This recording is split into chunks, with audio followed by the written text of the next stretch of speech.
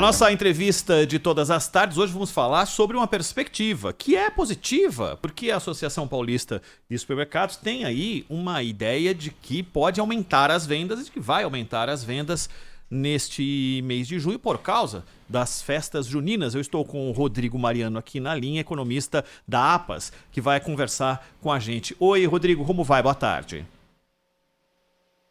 Alô, Rodrigo? Não está conosco? Vem aí, Maria. Alô, Agora sim. Oi, Rodrigo, tudo bem? Boa tarde, Ronald. Boa tarde, Zaidan, Sônia. Tudo bom, Rodrigo? Boa tarde. Seja bem-vindo aqui, viu, Rodrigo? Rodrigo, me diga uma coisa, a perspectiva de crescimento de 5%, pelo que eu li no material divulgado pela APAS, leva em conta uma variação de inúmeros preços de produtos que são típicos dessa época e que vendem demais. Está computado aí que as festas juninas tradicionais deixam de acontecer? Como que esses produtos vão sair do supermercado se as pessoas talvez festejem apenas dentro das próprias casas?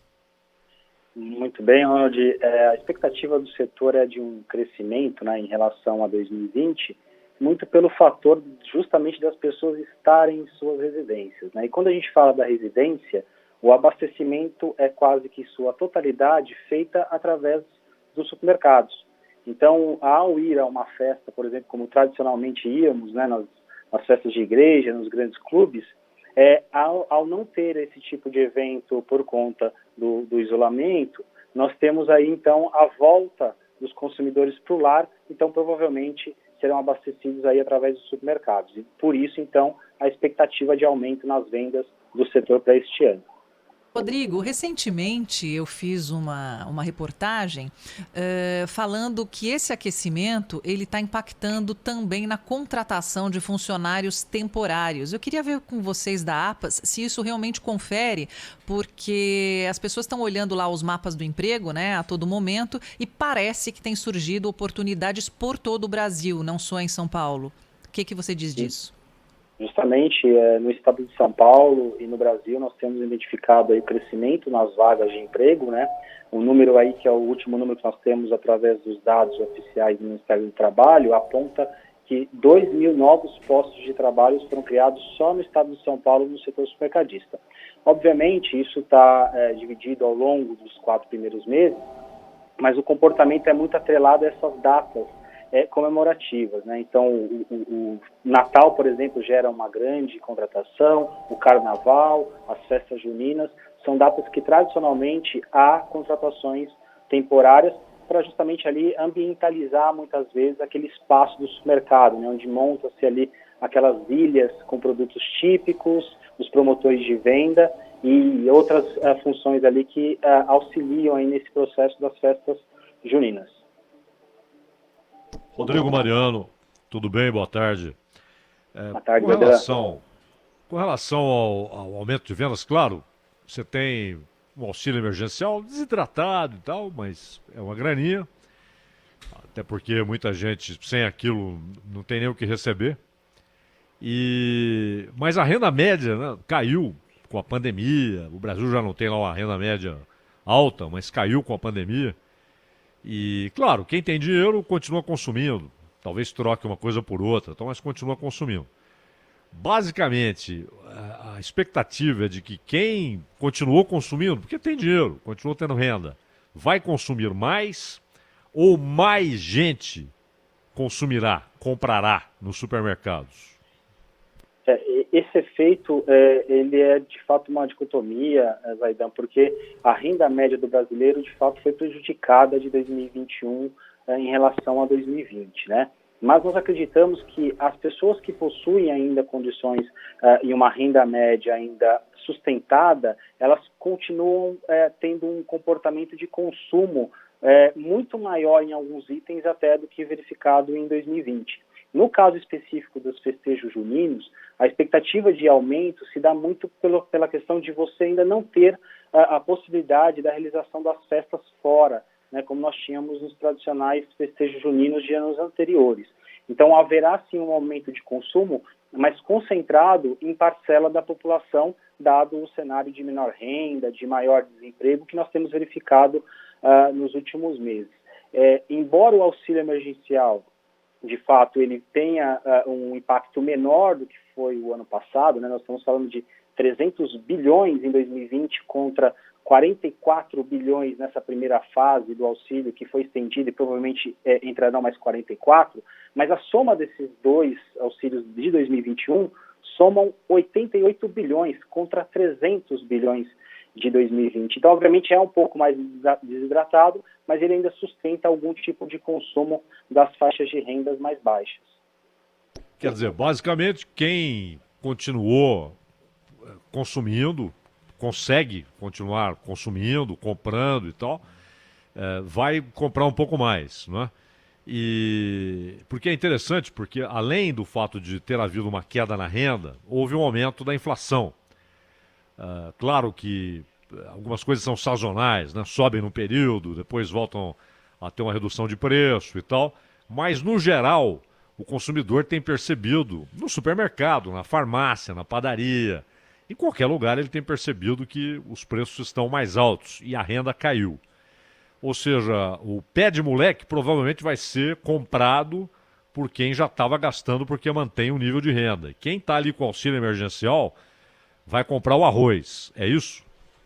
É interessante essa informação para trazer justamente esse conhecimento, né, da inflação do momento, que de fato está bem elevada em relação a 2020, né, os dados aí do IBGE, o próprio dado de índice de preços dos supermercados da APAS mostra um aumento bem expressivo em alguns itens, mas pegando especificamente o item junino, vou fazer aqui duas observações, né? O caso do milho, por exemplo, tem um aumento muito elevado em relação a 2020, né? Por ser uma commodity e cotado no mercado internacional, o preço se elevou muito de 2020 para 2021. Então, esse é um item que ele, por si só, faz parcela importante aí dos festejos juninos, né? Ele é insumo para demais produtos. Ele é um item que subiu de preço. Porém, o amendoim e seus derivados, no caso a paçoca, o pé de moleque, teve os preços reduzidos, né? Nós tivemos uma boa safra do amendoim, né? Parcela importante do amendoim é produzida no estado de São Paulo e a safra desse ano foi muito boa, o que deixou os preços mais comportados. Então, por um lado, eu tenho aí aumento expressivo no milho, por outro lado, eu tenho um comportamento moderado de preços no amendoim ou até redução. Então, vai aí do consumidor, né, buscar pesquisas de preços em primeiro lugar e a troca de alguns itens mais caros por itens que tenham aí um comportamento mais estável de preços de 2020 para 2021. Justamente essa é a minha pergunta, Rodrigo. Eu queria saber sobre essa troca, pegando aí um gancho na pergunta do Zaidan, que foi excepcional, porque justamente a gente está numa época junina, só que não temos dinheiro como tínhamos antes para gastar em tudo. Alguns vilões da inflação, como a carne, né, as pessoas estão buscando substituição. E você citou o milho, né, que é alguma commodity, foi citado a paçoca, o pé de moleque. Quais são os produtos dentro dessa cesta junina, vamos dizer assim, que as pessoas estão substituindo para não deixar a data passar em branco, mas ao mesmo tempo não apertar o orçamento? Muito bem. Como eu falei, o milho teve um aumento bem expressivo, mas quando a gente olha, por exemplo, o milho verde, né, que é um dos itens aí que é bem consumido, ele teve um comportamento mais moderado de preços, então ele é uma alternativa, né? Como eu comentei, o amendoim e seus derivados também o caso da paçoca, né, as pesquisas de preços mostram uma queda de 10% de redução de preços na paçoca de 2020 para 2021. Então, o consumidor estar atento a essa mudança, a essas possíveis trocas que ele pode fazer na sua composição de compra dos itens juninos é muito importante. Então, 2 itens importantes aí na hora da escolha é buscar, sim, essa criatividade na troca dos itens, né, itens mais em conta para o consumidor, e também a pesquisa de preços, né, embora o momento seja de restrição da circulação, uma pesquisa de preços online, isso ajuda o consumidor a compor melhor a sua cesta de consumo e não deixar de comemorar esse festejo que é tão tradicional no Brasil e em São Paulo também. E você falou em restrição de circulação, Rodrigo.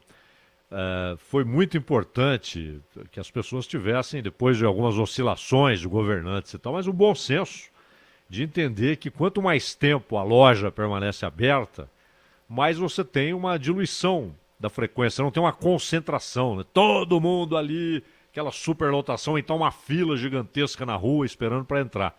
um horário maior de funcionamento, ainda mais nesses momentos festivos, como você falou, em que há uma procura maior, né, pelos supermercados, é fundamental, né? E até aproveito para emendar uma pergunta com relação a que levantamento vocês têm.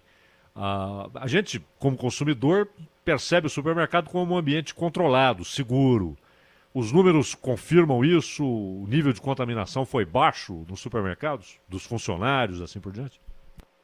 Zaidan, desde o primeiro momento, né, desde o dia, ali na meados de março de 2020, o setor prontamente, né, atuou em seguir todos os protocolos, né, e a APAS encabeçou, né, a APAS como Associação Paulista aí dos Supermercados, encabeçou o movimento de trazer essa consciência para o setor, né, trouxe conhecimento, trouxe o envolvimento de toda a sociedade para discutir justamente a manutenção das lojas abertas, né? Lojas abertas não concentram o consumo das famílias, não geram aglomeração e, o mais importante, não tem toda uma estrutura da cadeia de abastecimento que surge lá no produtor, né? Uma loja fechada por mais tempo, ela provavelmente impacta não só na venda do supermercado em si, mas naquele agricultor lá de alface, do tomate das regiões aqui próximas, que tem o seu produto não disponível para o abastecimento das famílias. Então, diante disso, tivemos um papel aí relevante de trazer, sim, a comunicação para os associados, principalmente, da manutenção dos protocolos e da manutenção das lojas abertas para abastecer as famílias paulistas aqui, no caso do estado de São Paulo. Rodrigo, para encerrar de minha parte aqui, o emprego não aumentou e as pessoas passaram a receber um auxílio que é menor do que já tinham do que recebiam. Algumas famílias, inclusive no primeiro auxílio lá no ano passado, passaram a ter até um rendimento maior do que tinham, porque não ganhavam R$600, não tinham R$600, e passaram a ter, de repente, 2 integrantes da família e consumir mais. Então, entendo eu, se não teve aumento de emprego e diminuiu o dinheiro, as pessoas estão comprando menos. O que as pessoas deixaram de comer nesse período, Rodrigo? Nesse período, basicamente, os dados apontam, Ronald, que nós tivemos uma troca de alguns produtos, principalmente das proteínas animais, né? Nós tivemos um consumo menor, por exemplo, de carne bovina, de carne suína, de aves, né? Carne bovina, pela primeira vez em 25 anos, né, de uma pesquisa que temos aqui no Brasil, aponta queda no consumo per capita de carne. Nós diminuímos 1 quilo de carne em 2020 no consumo das famílias brasileiras, né? E justamente por conta da inflação mais elevada. E o consumidor, diante disso, trocou muitas vezes ali a proteína animal bovina por uma ave, por algum item que tivesse um comportamento de preços um pouco mais estável. Então, esse é o tipo de comportamento que o consumidor tem tido aí, dado o desafio da renda menor. Em relação a junho do ano passado, Rodrigo, só para a gente finalizar, a gente nota, obviamente, esse aumento, que é disso que você está falando, mas você notou que é porque o consumidor perdeu, né, o poder aquisitivo de compra, claro, mas ele adotou mais essa coisa de fazer em casa ou você vê outro fator nisso? Não, o fator de consumo em casa favoreceu o abastecimento, né, do setor mercadista, mas a troca de consumo vem muito por questões da inflação, né? A inflação maior e a renda menor faz com que o consumidor busque mais opções, busque troca de produtos, o que é tradicional, né, no comportamento de cenário inflacionário, como nós já tivemos aí em cenários recentes, na última década. Em alguns momentos que a inflação aumenta e a renda diminui, o consumidor corre e busca ali equilibrar isso com troca de produtos, e geralmente isso é trocado uma proteína ali animal por uma outra, para que componha ali no final do mês o consumo das famílias de acordo com o seu orçamento familiar. Rodrigo Mariano, economista da Associação Paulista de Supermercados. Rodrigo, muito obrigado pela tua atenção aí com a Rádio Bandeirantes. Até uma próxima. Obrigada, Rodrigo.